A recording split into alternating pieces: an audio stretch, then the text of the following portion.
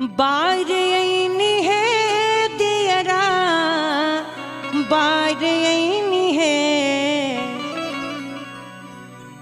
बार ऐनी है दियरा, बार ऐनी है जगतारन घर में दियरा, बार ऐनी है जगदम्बा घर में दियरा, बार ऐनी है जगदम्बा घर में दियरा, बार ऐनी है दियरा, बार ऐनी है, बार ऐनी है दियरा, बार ऐनी है जगतारन घर में दियरा, बार ऐनी है जगतारन घर में दियरा, बार ऐनी है जगदम्बा घर में दियरा।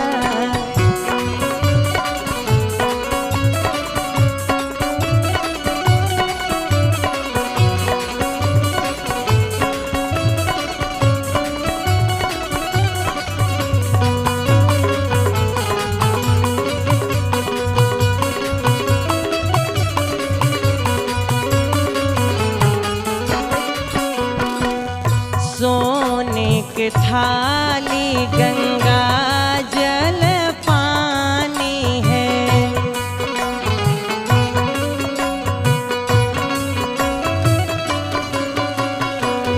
सोने की थाली गंगा जल पानी है, मैया के चरण पखार ऐनी है,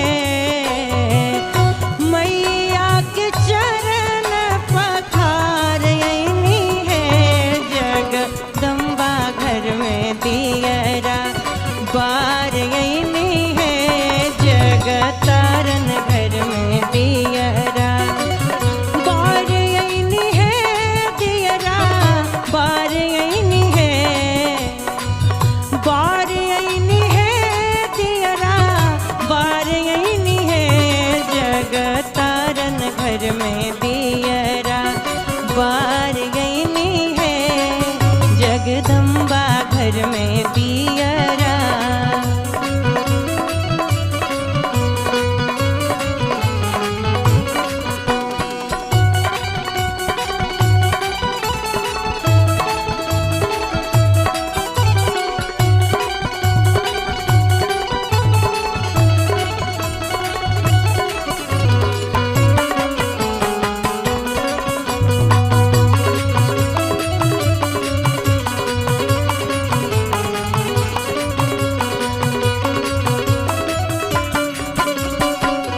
सोने के थारी कपूर के बाती है,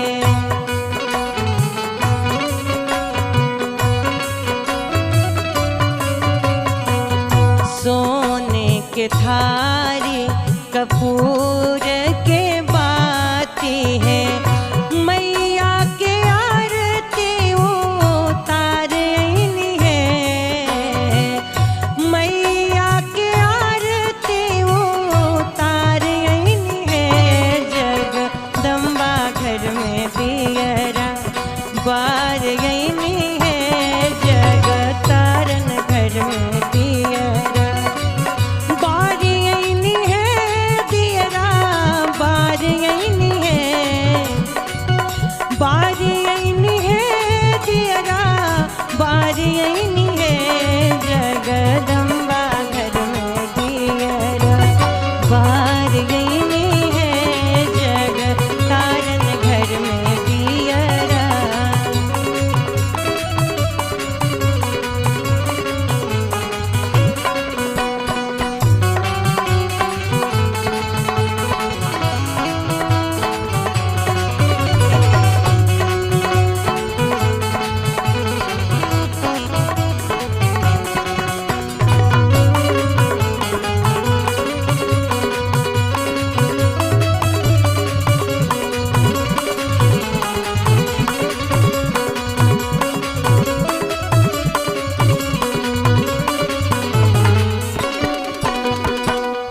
सोने के थाली में हलवा या पूड़ी है।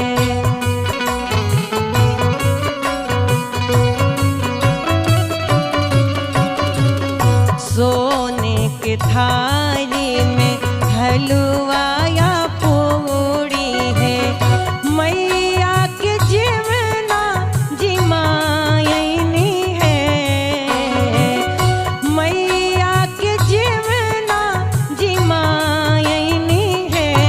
जगदम्बा घर में पियरा बारयनी है। जगतारन घर में पियरा बारयनी है। जगदम्बा घर में दियरा बारयनी है। दियरा बारयनी है।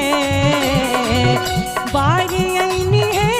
दियरा बारयनी है। जगदम्बा घर में दियरा बारयनी है। जगतारन घर में दियरा बारयनी है। जगदम्बा